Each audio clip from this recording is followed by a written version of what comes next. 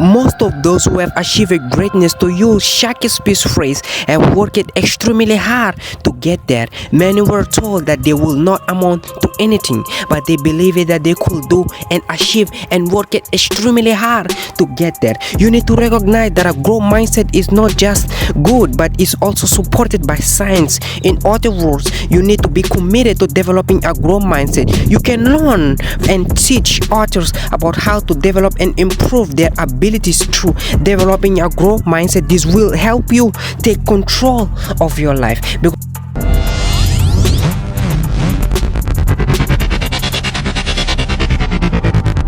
Love racing. I love going to the track. I love killing it and winning, right? But in order to win, the number one thing you have to do is I want to make sure you know the 3 critical elements that you need to think about when you're trying to win. It doesn't matter if you're at the track, doesn't matter if you're in a boardroom, doesn't matter if you're getting ready for an event, a fight, competition, it doesn't matter. It's just when it's game time, these are the 3 things you need to think about to win. You want to make sure physically that you're where you need to be, that you've taken care of. So me being at the track, I need to make sure I have my dope shoes on. I need to have my fire suit. Well, I need this stuff because I can't even get on the track without it. These are requirements. I need my helmet.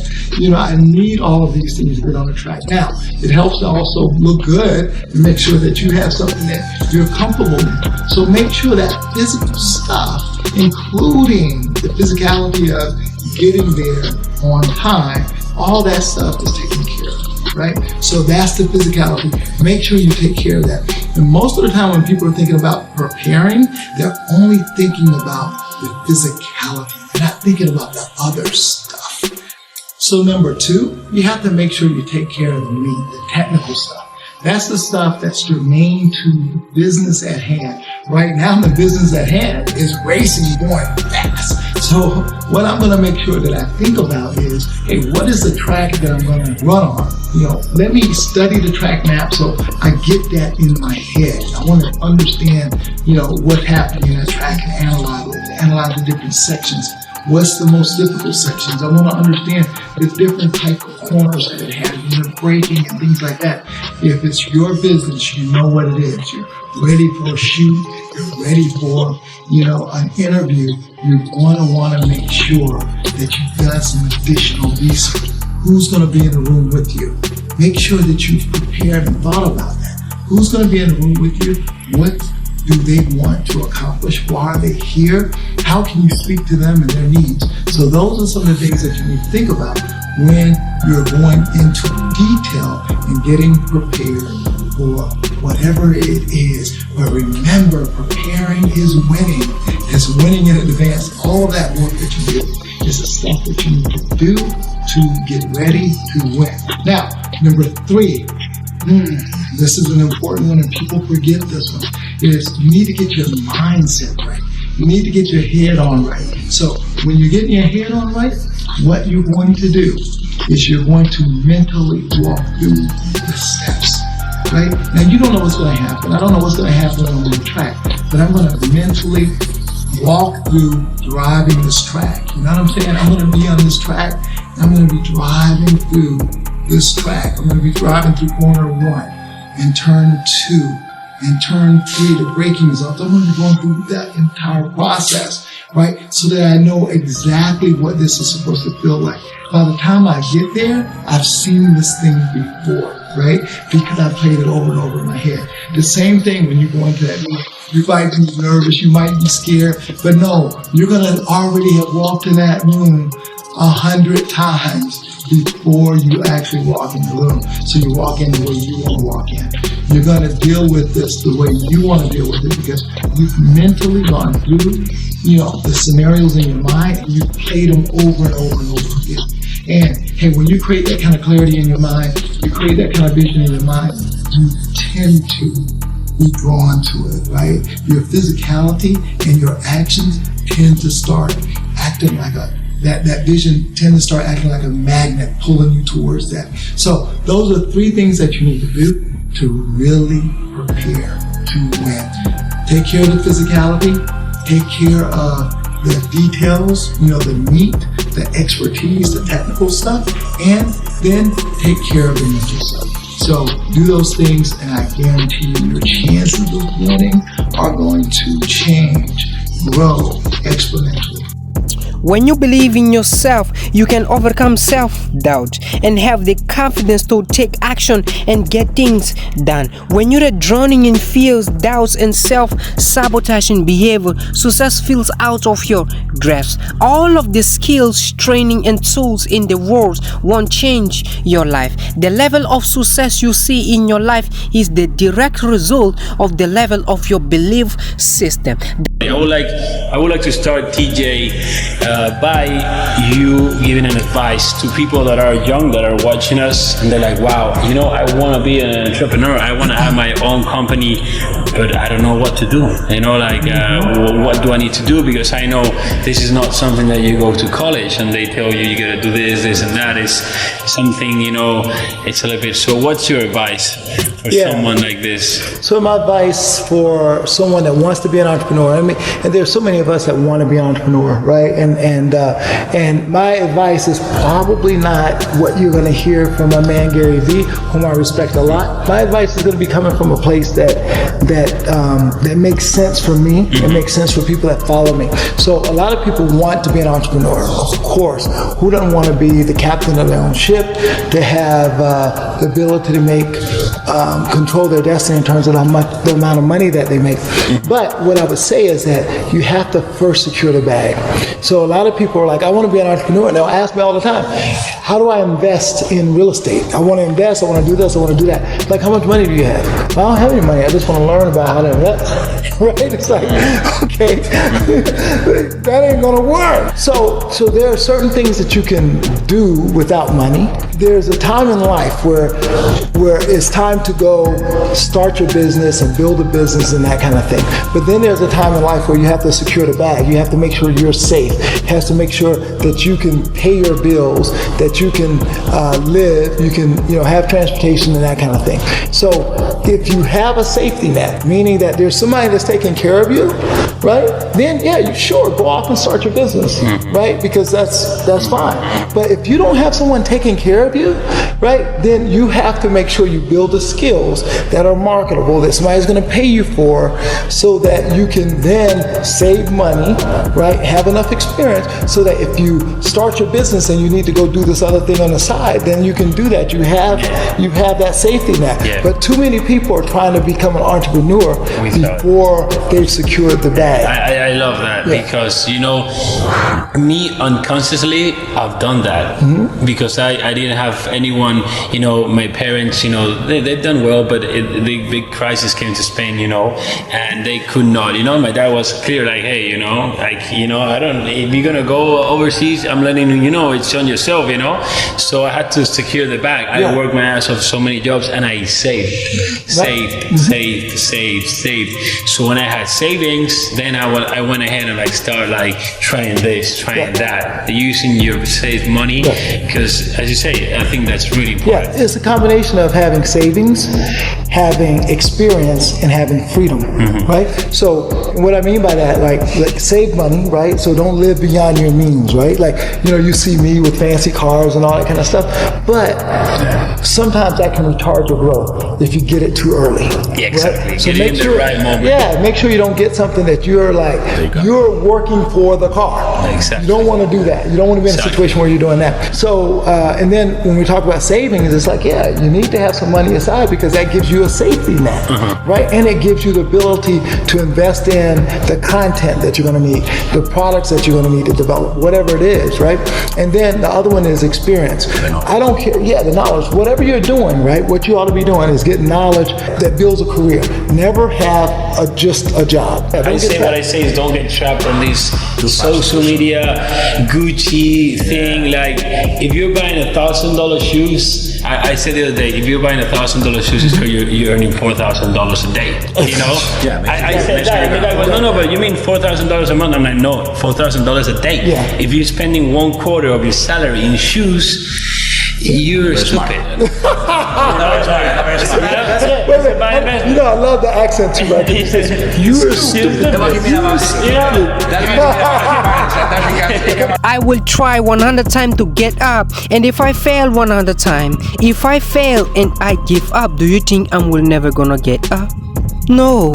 So I need you to believe that if I fail, I try again and again and again and again. As long as I try, there is a way for me to getting up. So you can decide that you're gonna stand up to life. The ability to motivate yourself. Self-motivation is an important skill. Self-motivation drives people to keep going even in the face of setbacks and adversities, to take up opportunities and show communication and commitment to what you have been called to do and also to achieve. Don't feel bad if you're being an idiot, but just fix it, fix it, and that's it. So I love that. Yeah. If you've been an idiot, just fix it. So I wanna touch base maybe with this other question. So Jesus Reus asked this question. I think it's a good question. Tips to negotiate with a client or a supplier. Any tips that you can have to negotiate? Yes. So the first tip is you can almost always negotiate. That's the first one, right? Always. Number two, have proper context. Yeah. Right? If someone's coming to me and they're like, hey man, I want one-on-one training and I'm gonna pay you $5,000 and I'm gonna give it to you in cash, you don't have proper context. I don't care about your cash or whatever, right? That's not gonna move me, right? What might move me though is, hey look, I'm gonna only have $5,000 and I wanna be a one-on-one client and I watched your video and you said this, right? And I'm exactly the kind of people that you want to help. I'm going to help make, create another success story for you. And if you help make sure you're not making any money, but here's what the results are going to be. And you're going to be very proud of that, right? Now you have something to negotiate based on. So in order to get that, you need to do some research. So the first one was you can almost always negotiate. Number two, do your research, have proper context for what you're negotiating. Well, right now it's COVID, right? It's COVID. So there's some places that they can't even get more business, right? Because they're just packed. And there's some places that need more business, right? What about, I always like to talk a little bit like, I think people focus sometimes too much on the price. Or for example, me, and I'm a like online trainer, okay? So someone will come to me, oh, what's the price? And trainers will sell you the price of a 10-pack session or like a month or like 6 months. And I think maybe they focus a lot on the price of what the time frame, but not on what you're getting out of it, like the results. Right. Is it a good way focusing more on what you're getting, value, the results, the value, rather than like, no, 6 sessions is $100. Right. It's better to go like, no, you're gonna get this. Okay, you wanna lose 5? Okay, I'm gonna make you lose 5. Okay, don't forget about like the month. Like, is it better to focus on results? To talk about the value, right, that you're going to get, because when you say I'm selling this, at the end of the day, what you're selling is the results or the hope for the results. And the reason why I say hope for the results is because most people don't do the work. Most books that are bought are not read. Most classes that people buy aren't taken, right? So aren't used, right? Gym memberships, right? So when we think about when we're selling the results. So what you're doing then is going from, hey, here's what this costs in a technical way per session to, bro, here's what your results are going to be, right? And you're going to have this experience for life, right? So coming from this, that I'm sure you're going to be able to explain it really good, but you said one thing one way that I could not express it, but I actually kind of like wanted to say it that way, I could not think about it. But many times they ask me, hey, Delos, how do I gain discipline, right? Because I feel, I just say books are bought but not read, courses are bought but not done. I think it's because I don't have the discipline to do it. Me, myself, I've worked on my discipline through fitness, It's taught me, discipline and consistency brings the results. But how could you tell someone like that is not disciplined? Because at the end of the day, it's like 90% of the population, They're not disciplined and focused. How can they get better at this? Well, I think one of the biggest problems is that people look at discipline as an on or off switch, I either have it or I don't, right? Whereas discipline should be an action word. It's a thing in process, right? That, I'm working to get disciplined. Like you guys, all three of you guys are models for like fitness. Lose with yourself. You don't want to lose, and you don't want to build a mindset of a loser. Yeah. So what happens is discipline is about taking action every day, whether you feel like it or not. Because I hate working out. I don't want to do it, right? It's not something I'm good at, right? But I do it all the time because if you don't do it, you're not going to win. And it's something that you start and you just kind of keep at it. So to your question, it's not an on-off switch. It's not either you have it or not. You develop it, and you just say every day. Yeah. You have the feeling that perhaps also because the world we live in, social media, even the fast food chains, what is now? I want the car now, I want the house now, I want the food now. It's like people live in the moment. They are not reading a book anymore. They're not working for anything anymore. Most people just want this now. This is that, I want it now. Without thinking that to get that, it may take you 10. It may take you 10 years. No, that's part of the problem. That's why people struggle. Things don't happen overnight. Because they think they can do it fast. It takes time. But like you said, it takes time. It takes discipline. But they don't see that. They see people doing the fast, buying the $1,000 Gucci sneakers, trying to shine online, but they don't see what it takes to get there. You're right. So what happens is on social media, they see you with your shirt off on your motorcycle. They're like, I want to do that. But they see you riding in a particular position. I want to be able to do that, right? Okay, you can work up to that. That can be the goal, right? And let me work up to that. How long did it take you to do that? Now, let me ask you about how many accidents you've had. People ask the wrong questions. Right. Basically, is what it is. They ask the wrong questions. I get people asking me all the time, how did you become a brand ambassador for Dainese? And that's not something I can answer in like 2 lines. You know what I'm saying? You have to have a conversation. Like I can't just, it's not a simple answer. I have a question for you, TJ. What do you think is the reason why most of the people fail at being an entrepreneur? Like, why do they fail? They stop trying. They don't have a lot of reasons. One, they don't have a clear vision. The first thing you said, I also think it's why. Stop trying? You have to stop trying. Yeah. Because I think they think it's like, I want to do a clothing brand. I open an Instagram, I do a website. I'm not selling. I'm doing another thing. Right? They stop trying, right? I believe the same as you. We had this thing where it was called Make Money Mondays, right?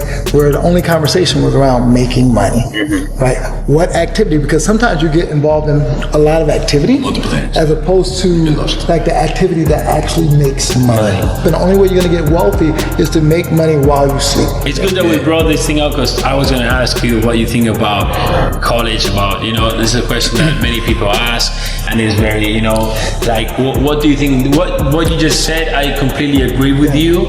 I say that nothing assures you nothing. In the sense, like, for example, like, let's say, the course I have, that people can get how to become a successful business owner. Buying the course doesn't assure you doing 7 figures and coaching. No. I'm telling you how I've done it. I'm showing you step by step. Whatever you want. But that's taking me a lot of years. Now you gotta go do it. It's not paying the course and you get it. So what's your take on college? I think college. So here's the thing. I think college is sort of like there's not one answer, right, for one individual. I think college is cool. Like my daughter just graduated from high school. She's going to go to college. She needs to go to college because she's not ready to be in the world out making money and doing the thing. That's just not where she's at mentally. She needs the social aspect that college is going to bring, right? She needs some of the academic and exposure aspect that college is going to give you. So it's sort of the safe zone to go do that, right? I think other people went to school and they need more training, become better writers, right? Better researchers. There's some people that go to college and they need to become better writers and better researchers and learn a particular skill, right? Now, does it mean that once they go into the real world, they're not going to get trained all over again? Yeah, they're going to get trained all over again, but college gives them a way to do that. But the one question I wish you would ask me, how about the military, right? Because I think more people should be going into the military, right? Because going into the military gives you structure. There's more people that should be going into the military now, probably than when I was coming up, right? Because it gives you structure, it helps you with the discipline and what it looks like and all that kind of stuff. And it gives you more world exposure in terms of you're going to live in a different place, you're going to get certain skills, you're going to meet all types of people. So I think college is a good thing. Do I think that someone that's super ambitious and have great ideas, specific ideas, not just ideas. Right. Like I got 10, you got specific ideas, and you're smart and you have enough experience to achieve it without going to college. Go for it. Yeah. College is not the same thing that it used to be, but by the same token, there's still a lot of value in college, because when I look at someone that's gone to college, the things that I'm going to think that they have out of college is, if I go hire someone that has a marketing degree, there's 3 things I'm expecting from them. I'm expecting, well, 4 things actually. I'm expecting that they know how to write. I'm expecting that they know how to research. I'm expecting that they know the nomenclature of that particular field, marketing, right? And I'm expecting that they know how to finish. So those are the things that I think college is going to teach them. They're going to be able to do those things. Whereas if they go out on their own, it's hard, right? Like before, back in the day, you get a job, you go into the office, you work from that office. People be watching you. Punch out, clock out. People know, you're on a clock, and you're monitored. So you got to get that work done. Now, people are getting jobs and they're working from home. Right? A lot of kids will not have the self-control to be able to work from home and to have the structured environment to do that. So I think college helps with that. I think the military helps with that as well. It's necessary that you have a plan of action, that you're resilient, that you stick to it, that you have the vision and never give up. Right? So that you become creative, relentless, and keep on coming back again and again and again, consistently. That is you, that you gotta take personal responsibility to make it happen. And that is hard, is not an option. And when life knocks you down, jump back up and say, it's not over until I win. So TJ, let's finish with a good question. What would you say to the 18-year-old TJ? The 18-year-old TJ? You could go back in time and say something to yourself. What would you say? I would say, boy. Just wait. Honestly, like for me, right, we all have our weaknesses, right? I think what I would say to the 18-year-old TJ is, stay fit, eat better, right? Okay. I would have said that because, it's like success is inevitable if, right? I mean, you're a capable person, right? You're a reasonably intelligent person. I'm not talking about super intelligent. I rode the short bus, so people thought I wasn't very intelligent at all. So if you're reasonably intelligent and you're focused and you're willing to put in the work, success is going to come. So sooner or later. So the 18-year-old TJ was very ambitious, very hungry, would do whatever. A sponge, like you said, right? Sponge would work. I would say, stay out of bad relationships, right? I'd say be careful about the relationships that you get entangled in. And I would say eat, well, and stay fit, right? Because it's going to allow you to enjoy life the way you want to. Right here. This house is Mark Wahlberg. Oh, it's Mark Wahlberg, that house. Esa casa es de Mark Wahlberg. That's crazy. Yeah. And you see this big house right here? The Spanish style house, we call it Spanish style. Right here, and then right behind it, that house is Eddie Murphy's house. Oh, esa casa es de Eddie Murphy. Yeah, Eddie Murphy. And this house right here, Washington también está por ahí. That big house up there is the Samsungs. Marine loves them. Samsungs? Yeah, the phone, the company really? Samsung. From the owner of Samsung? They own, that's one of their houses. So when I call this a humble manor, it makes sense, right? Because it's humbling to be in a place like this, because every day you wake up, you look in your backyard and you see so much wild success, extreme success. And the mistake that you can make is you can come here and think you've made it. Yeah, exactly. You know what I mean? But no, it's just motivation to be like, shit. That's a mistake to think you made it, right? Yeah. Always keep pushing. Yeah, stay humble. So work hard, stay humble. Work hard, stay humble. That's what he says. So here's my thing. At the end of the day, if you chase your potential, you absolutely cannot lose. So keep doing that. And we'll see you next time. You must be courageous. Having the character trait of courageous means you will take action in pursuit of your goals without the assurance of success. It is the willingness to act in spite of being afraid, to endurance, to outlast everyone else. That is a skill set that can make you feel unstoppable and be also undefeated. And I'm telling you, you now want to be financially, and it's not going to take you